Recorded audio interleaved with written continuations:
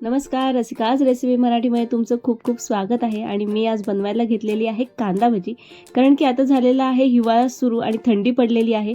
छान काहीतरी गरमागरम खावं तर आज मी बेत केलेला आहे कांदा भजीचा। आणि त्यासाठी स्लाइस करून घेतलेले आहे, जवळजवळ 3 ते 4 कांदे पातळ कापून घेतले, त्यात टाकलेला आहे मीठ आणि मिरची टाकलेली आहे। आणि याला आपण मिक्स करून घेऊया जेणेकरून कांद्याला पाणी सुटेल। कांद्याला पाणी सुटल्यानंतर मग आपल्याला याच्यामध्ये बाकीचे जिन्नस टाकायचे आहेत। थोडा वेळ 5 मिनिटं मी रेस्ट देते आणि मग लगेच आपण याच्यामध्ये बाकीचे जिन्नस टाकूया।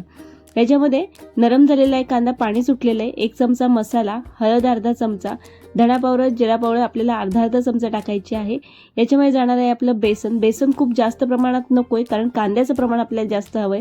कुरकुरीत भजी व्हावी म्हणून याच्यामध्ये टाकलेला आहे मी 1 चमचा तांदळाची पिठी आणि भरपूर अशी कोथिंबीर, आणि घ्यायचे आपल्याला मिक्स करून। याच्यामध्ये मी सोड्याचा वापर अजिबात करत नाही, याच्याऐवजी मी करते आहे गरम तेल मोहन म्हणून याच्यामध्ये टाकलेलं आहे, जे ऑलरेडी आपण तापत ठेवलेलं आहे भजीसाठी। व्यवस्थित आपल्याला त्याच ह्याच्यामध्ये कांद्याच्या पाण्यामध्ये आपल्याला बॅटर बनवायचं आहे। अगदीच गरज लागली तर पाण्याचा शिंतोडा आपण मारू शकतो। आणि गरमागरम कांदा भजी झालेली आहे आपली रेडी। तर कांदा भजी तुम्ही चहासोबत खाऊ शकता किंवा आपण इवन जेवणासाठी सुद्धा आपल्या कांदे, पण गरमागरम भजी म्हटलं की आपल्याला हिवाळ्यामध्ये एक मजाच येते।